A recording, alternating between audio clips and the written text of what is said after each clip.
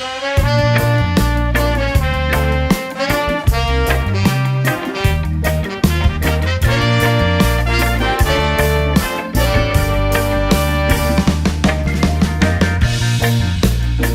I want is something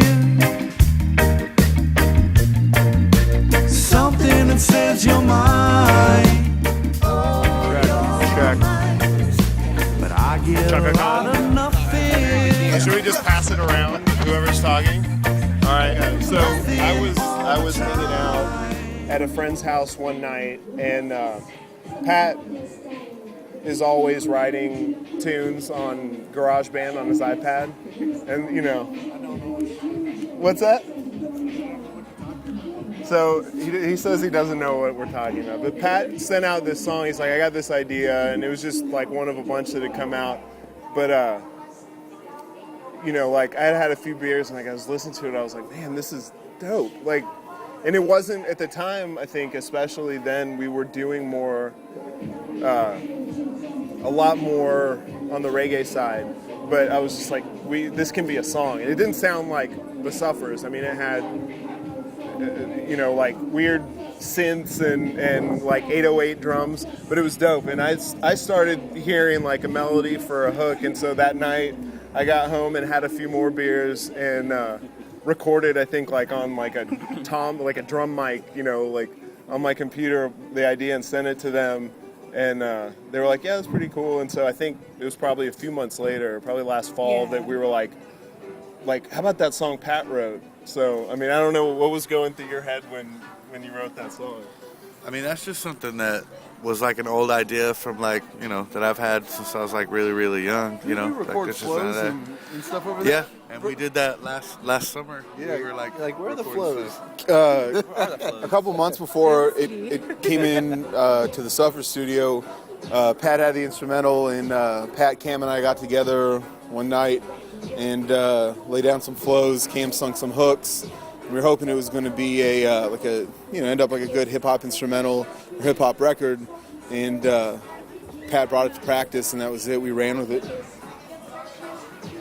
So, yeah, I don't know, it's just a jam. It's kind of like a little bit of a Motown or Stax throwback, but it's good, and it's relevant. I think the lyrics are relevant to just. I mean, Cam writes from our.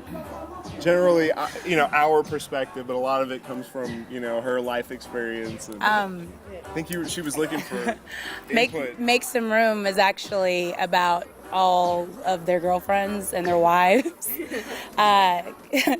One of the benefits, but also a little bit of a curse of being the only woman in the band is being the only one that gets to hear the behind the scenes and, you know, sometimes frustrations that come along with having a boyfriend or a husband in the band. And a big part of that is feeling neglected and, you know, just really wanting them to spend some time with you and make some room for you. And so I just remember getting drunk. I don't know, it may have been at Nick's house because it seems to be where a lot of the nights happen, but some of the girls were over there and they were just talking about, you know, I do this and I clean this and I cook this and, you know, I never complain and, you know, I want to do this one thing, and he forgot because we have band practice. And all I can do is, I'm sorry, because it was probably my idea, but here's a song for you, yay! Please don't be mad, please let him come to rehearsal. But Make Some Room is basically, you know, I'm here, I'm letting you do your thing, please show me what I need to do to stay around. I love you for who you are, but pay attention every now and then. Remember that I'm here for more than just making a sandwich for you and, you know, the other things, so, yeah. Just come on, let me cook for you, baby. Just relax, cause I'm cleaning too. I love you like I've known you forever. I just need you to make some room. Just come on, let me cook for you, baby. Just relax, cause I'm cleaning too. I love you like I've known you forever. I just need you to make some room. Cause you, honey, you, hey darling, I do love you.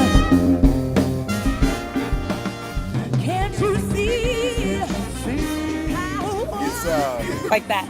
Classic R&B, funk, Yeah, it's kind of a mix of all the things that each one of us kind Good time of music. are good at. And, Good time music. yeah.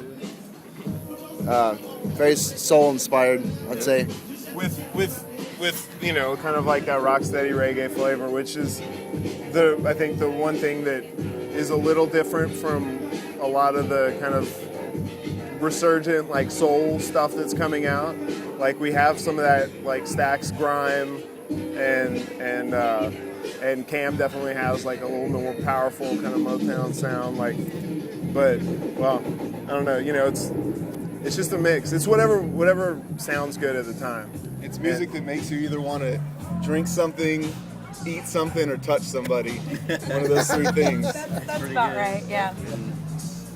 Over the years, we also picked up hip hop, we picked up jazz, we picked up soul. We picked up all these other musics that we never really got the chance to play because we were playing ska music, you know? Yeah. And I think sometimes, at least for me, I always felt like if you were playing ska, you had to play a certain type of ska, or you had to keep playing ska, but we wanted to play soul, we wanted to play hip hop, we wanted to play Afrobeat. We wanted to play all these other funk, R&B and other stuff that we just didn't get a chance to play. And now we're kind of putting it all together. And it's fun with our take on it.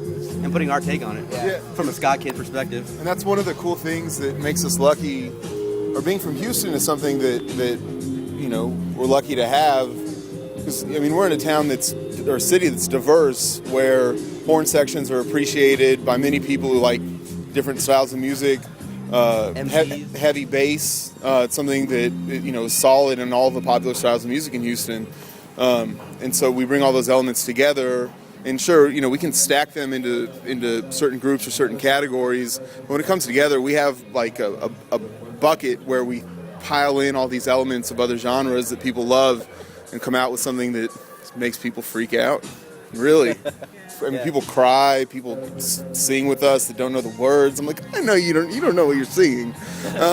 Screaming. Yeah, dance, sweat, and after shows, you know, we could play at 9 o'clock, we can play at 11:30, and you know, we get the same response. Which, as a musician who's played a horrible 9:30 show and horrible 11:30 show, it's incredible. You know, to have something consistent like that. Yeah. I love it. I'm hungry, I'm thirsty, and I want to touch somebody. I leave it wow, wow, wow. I leave it wow, wow, wow. Well, it seems it's like, sure, let's just do it, you know. And so the fact that we've been able to be successful, at least, you know, on a local level, without much forethought, I think speaks a lot about just the quality of the music and the talent in the band. It's just people recognize that, and we're fortunate enough to be doing it at a time when we all have good enough networks socially to kind of get the word out, and those people just without our prodding are telling other people, and it's just, you know, it's been like a kind of organic thing, and a lot of things like last year with the Houston Press Awards, we weren't expecting to win one, weren't expecting at much all. less, you know, we weren't expecting to get nominated necessarily. And Yeah, I had the loser shots ready. At the did. press award. and so they called our name 3 times, and it was like, you know, I think it was that evening that a lot of us were like, damn, you know, it's like We should probably pay some more attention. yeah. And we should be trying to focus on riding that wave. So it's cool. You know, it's been fun. I think it's definitely been a example of the side chick becoming the main chick, which rarely ever happens. Damn. I mean, for me, this definitely was supposed to be kind of like a one-time thing. Like, I had stopped doing music, and the guy I was with at the time, you know, wasn't very encouraging of me going back to doing it, and I kind of fibbed and said, oh, I'll just do a show, a one-off, because I had done a one-off show with some of these guys previously with this project called The Pocket, and it had only happened twice, and that was it. And when we were at show number 7, I was kind of like, I guess I should probably, you know, start buying Justice again and figure out what I want to do, because I never expected to actually do this and be as serious about it as I am now. But it's good.